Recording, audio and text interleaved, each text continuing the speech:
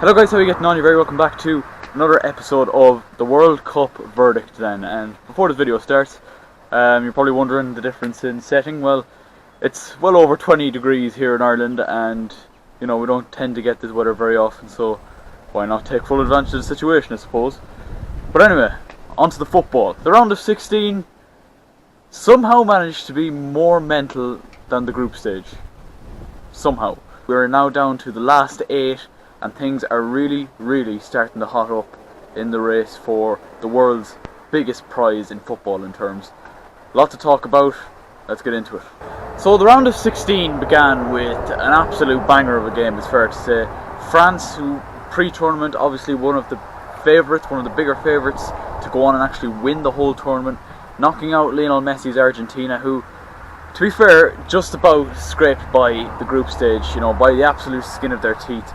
A last day win over Nigeria thanks to goals from Messi and Rojo, getting Argentina to play France. And I think it's fair to say in this game, not many gave Argentina a chance, but they did themselves proud. They're not a good team, let's face it. I think, you know, without Messi they would be very little. I think defensively they're poor, but one thing you can't fault Argentina for, it's their heart, and their heart is exactly what kept them in the competition from the group stage to the last 16, and which kept them in the game for, you know, long periods of the game against France. I firstly have to question Sao Pauli's, if it is still Sao Pauli picking the team, his selection. Aguero, Higuain and Dybala on the bench. I'm pretty sure Dybala didn't play a minute of football during the World Cup, which is absolutely disgraceful. Lionel Messi played as sort of the lone striker, and I don't think, certainly in that team, he could do that kind of job anymore. Perhaps he could do it with Barcelona, but not in that Argentina team. And he was very uninfluential for a majority of the game, but he did get an assist for Aguero's goal, but there was many goals before that. And the actual star of the game was Kylian Mbappe. He scored twice, and, you know, obviously created the penalty for the first goal, which Griezmann scored. This fella is going to be world class. He's 19 years of age and is one of the, you know, hottest contenders for Golden Ball winner for this World Cup. I think he might have 3 goals in the World Cup now, having got one in the group stage as well. But this young man is flying, and I would not be a bit surprised to see. I think PSG would be lucky to keep a hold of him for his whole career. Obviously he's only just signed for PSG, but there's rumours that Real Madrid could come knocking. He was the absolute star of the show. The man's pace and power, but not only that, but his footballing brain and his finishing ability make him what looks to be the complete player. And he definitely is going to be a world beater, if already he is a world beater. And as I mentioned, a lot of people have him tipped to win the Golden Ball. France won the game by 4-3 without having to be overly convincing. Obviously Argentina are a poor side, but yeah, obviously France's quality probably showed in the end. And yeah, they are through to the quarterfinals, and they would play Uruguay in one of the shocks of the round, really. Uruguay got max points in Group A and qualified to play Portugal, who finished obviously second in Group B in the last 16. And with Ronaldo firing in the goals, not many people gave Uruguay much of a chance, but I really have to admire Uruguay's style of play. They're so good defensively. Diego Godin is world class. Jose Maria Jimenez beside him is also a match made in heaven. Edinson Cavani and Luis Suarez up front, you know, leading from the front there. You could compare them, I suppose, to Liverpool in a way, the way they played, the way they kind of press from the front, and the front men, you know, they're kind of defenders as well. Whenever the team doesn't have the ball, they are defenders. And Cavani hasn't been rewarded for his hard work so far in this World Cup up until that game against Portugal. He got both of Uruguay's goals and, you know, was the star man, and he actually got to put them in front with a fantastic header early on. Pepe responded with a header early on in the second half, then Cavani with a fantastic finish made it 2-1 to Uruguay and put them through and books them a place against France in the next round. And to be honest, I think France could struggle against Uruguay. They could struggle to break them down. And you know, Uruguay do have the class of Suarez and Cavani on the break, and they've pace in the likes of Laxalt as well, who I've also been very impressed with in the Uruguay side.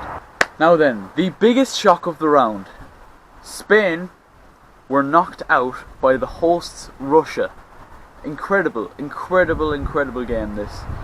Spain took an early lead thanks to an own goal. I think it ended up being an own goal by Ignacevic, but Sergio Ramos decided to celebrate as if he'd scored. I mean, why the fuck wouldn't he? But his stupid smile was wiped off his face when Gerard Piqué decided to handball it in the box, and Zuba, the big man, I think he must be 6'7" or 8, scored the penalty to bring the game to extra time, and then kept it solid, Russia, up until penalties, and obviously misses in the penalty shootout from Koke and Yago Aspas. Akinfeev was absolutely incredible in the shootout, and Russia deservedly through. I think Spain only had one kind of tactic, and that was to pass the ball sideways, and after they scored, to try and just keep possession, I guess, but that was never going to work, and they just looked like they were struggling for ideas, which is strange for a Spain side, but at least we don't get to see Sergio Ramos lifting the World Cup, am I right? Russia will face Croatia in the next round in the quarterfinals after Croatia beat Denmark on penalties, 1-1 in the game. I think going into this game, not many people, including myself, would have given Denmark much of a chance in this game, but they showed that they can be very dogged. Kasper Schmeichel made a few fantastic saves. I think Croatia weren't at it. I think I was very impressed with them in their group. Obviously, they were in Argentina's group. That was a tough group to get out of, and they topped it. But they just weren't at their best at all in this particular game. Denmark took the lead, but Croatia soon responded, thanks to Mandzukic. And then the game finished 1-1, went all the way through the penalties, and Croatia won it in the end. But hats off to both keepers, Subasic and Schmeichel. They were both absolutely fantastic. You kind of feel bad for Kasper Schmeichel in that situation because he's made a couple of great saves. Obviously, he saved Luka Modric's penalty in extra time, which would have actually won the game for Croatia and not given Denmark a chance of even getting the penalties. But it wasn't enough in the end, and the Danish packed their bags and go home. They weren't very good going forward, but similar to a lot of teams, they were very dogged. And for me as a defender myself, that is very nice to watch, to see defending kind of used as an art, really. And Denmark definitely utilised that and got them as far as the last 16, but unfortunate to go out on penalties. Brazil also progressed to the quarterfinals thanks to a 2-0 win over Mexico. Mexico again, not one of the fancied sides in this particular matchup, but they showed doggedness, and that's the one word a lot of people are using for the smaller teams in this tournament so far, and that's dogged.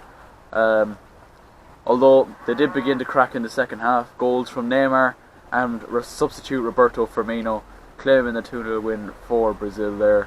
But again, hats off to Mexico. They certainly didn't look afraid to try and attack Brazil. But Brazil, different to their team in 2014, have actually been very solid defensively, and I don't know what that is, what the meaning for that is. Maybe it's the introduction of Miranda into the back four. I don't think he played too much in 2014. Obviously Thiago Silva is still there, Fagner the right back, and Marcelo, who's had to go off twice now with injury in the last 2 games, replaced by Felipe Luis. I mean, they have solid options defensively, and you have to consider they left the likes of David Luiz at home.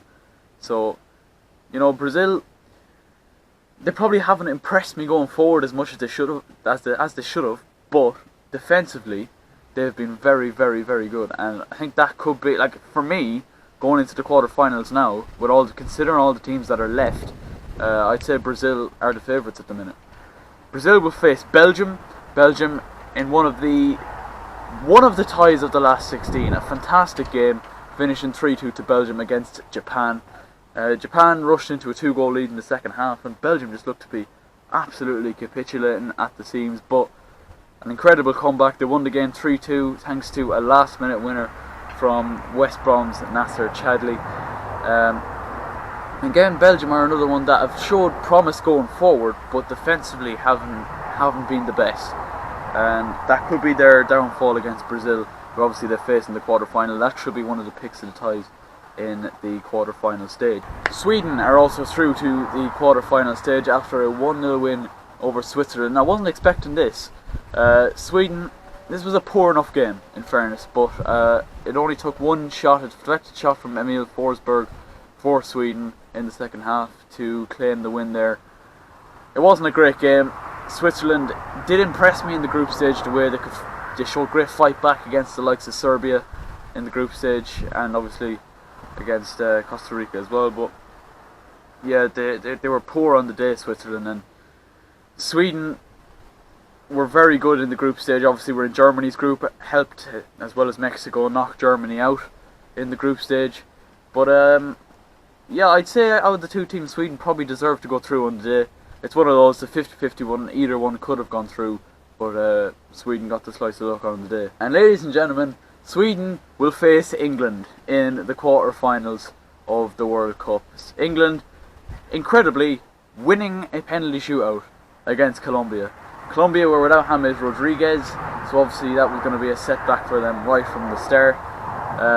England looked good early on. Colombia, I think, were a disgrace, to be honest. Their behaviour, I think they showed a severe lack of discipline in their players, the way they were surrounding the referee, going down under ridiculous challenges. So I think in terms of the right team going through, I think it was definitely England to go through. A Harry Kane penalty in the second half put them 1-up, and just as it looked like they were heading for a comfortable 1-0 win, they brought on Eric Dyer. And I think this was a big mistake by Gareth Southgate. He just kind of slowed everything down. Obviously Dele Alli came off, Raheem Sterling came off as well, so you know they weren't going to have as much firepower going forward. But Dyer just slowed everything down, and I think the substitution of Dyer happening kind of made the English players sit back, if you know what I mean, and they sat on their laurels and were punished for it, thanks to a pretty much last minute winner from Yerry Mina, his third of the World Cup so far. The game went to penalties and England won it, thanks to, guess who? Eric Dyer.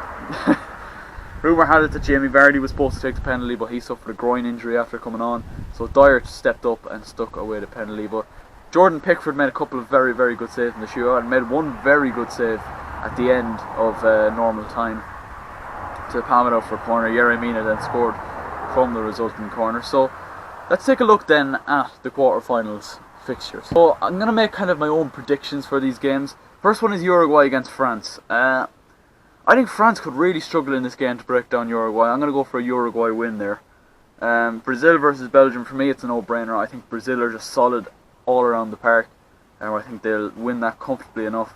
England versus Sweden, you would expect England to go through, but it's hard to know. I think they should go through realistically. I don't think Sweden showed too much in that game against Switzerland. But they've plenty of experience. I think Sweden actually have a better record against England over the last couple of seasons, but who knows. Russia against Croatia. Again, you'd imagine Croatia are going to win, but Russia pulled off an incredible result against Spain, so that one is also very much in the balance. So we're very much coming to the end, or the business end of the World Cup 2018, and it's just been an incredible World Cup really. Some fantastic stories, some shock results, drama, VAR, you know, it's literally all been happening, and England hold a very, very possible chance of reaching the final. I reckon it'll be an England-Brazil final. Now, it's a big shout, but I think England will face Brazil in the final. What happens after that? Well, whatever happens on the day happens. But if England beat Sweden, they'll go on to face either Croatia or Russia, who are both very beatable teams. So, who knows, boys? It might be coming home. So that's all for today's video. Make sure you do leave a like on this video if you have enjoyed. Subscribe if you're new, with notifications on, and I will chat to you later.